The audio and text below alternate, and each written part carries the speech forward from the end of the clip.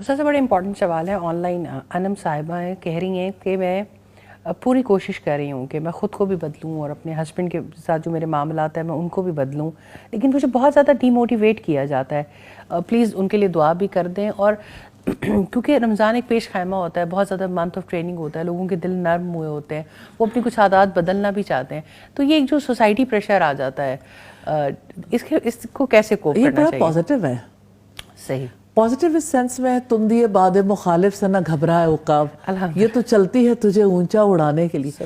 مجھے لگتا ہے کہ اگر مخالفتیں نہ ہوں تو اس کا وہ نتیجہ برآمد نہیں ہو سکتا. آپ اپنی زندگی میں جو چینج لانا چاہتے ہیں اس کے ساتھ یہ تڑکا بہت ضروری ہے.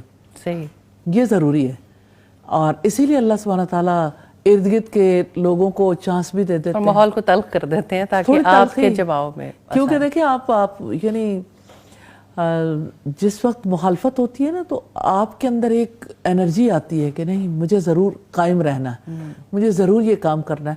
ہاں کبھی ایسا ہوتا ہے کہ انسان کے پاؤں تلے کی زمین میں پھسلن بھی آ جاتی, وہ تب آتی جب انسان وسوسوں کا شکار ہو.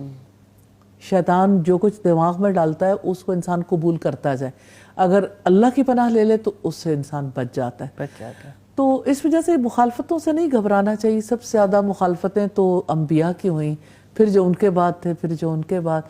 تو یہ مخالفت تو ثابت کرتی ہے کہ آپ سچی ہیں اپنے معاملے میں اور آپ واقعی چینج ہونا چاہتی ہیں. الحمدللہ. تو اللہ تعالیٰ سے مدد مانگیے اور اللہ تعالیٰ آپ کے لیے آسانیاں کر دے. ہم بھی آپ کے لیے دعا گو ہیں. آمین. اگر آپ کو ہماری ویڈیو اچھی لگی ہے تو ویڈیو کو لائک کریں اور مزید اس طرح کی ویڈیوز دیکھنے کے لیے ہمارا چینل سبسکرائب کر لیں. ملتے ہیں نیکسٹ ویڈیو میں. اجازت دیجیے. اللہ حافظ.